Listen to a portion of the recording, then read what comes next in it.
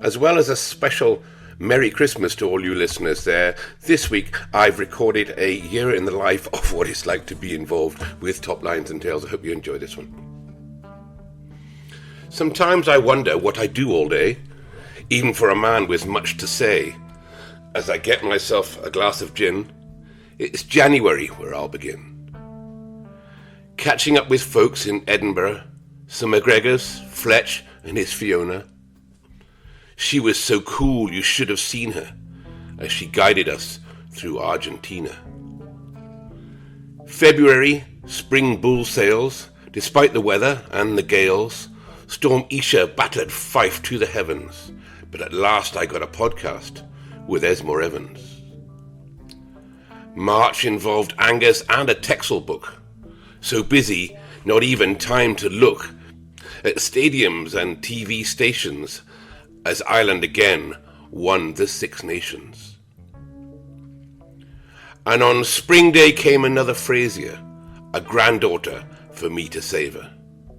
A few days off on a trip to Spain, and it's back to France, an incessant rain. By May I had an added task, Texel breeders on a podcast. Dozens of them spun together, recording between hay and sunny weather. June more Ryanair to and fro as I head up to the Highland Show. Not just on the TV nationwide, but promoted to the sheep ringside. July the flights were getting steep. My first time judging Ryland sheep in a place called Echt by Aberdeen, and a night with Shaky and the Beltex team. After waiting nearly 3 whole years, in August an Angus history book appears. Some marketing, it wouldn't harm us, with at last I get a slot on Fed by Farmers. September trip to the French Limousine Congress.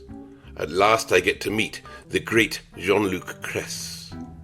And just before the month was through, I was lunching with the Foxhill crew. A wedding, then a trip to Turles to record with Ireland's Angus Best. Murphy, O'Meara, what a great team. That Cahill will never run out of steam.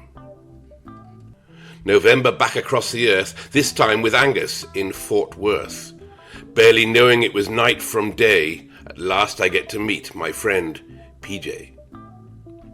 The 12th month and a chance to reminisce with my old Smithfield mates, who I sorely miss.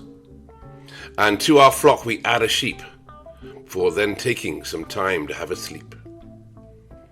And so you listeners of Toplines and Tales, this week you get my year's details.